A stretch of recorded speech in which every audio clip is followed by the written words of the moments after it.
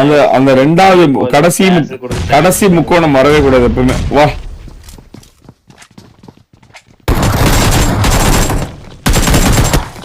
இன்னொருத்தர் இருக்கான் இருக்கான்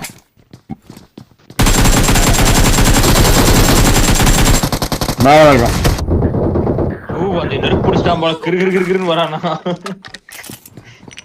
என்னடா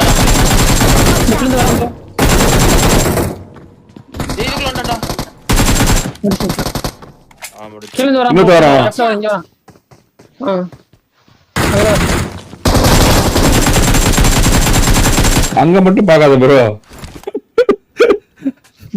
ஐ பிரச்சனை அழுத்துறான். ஐயவா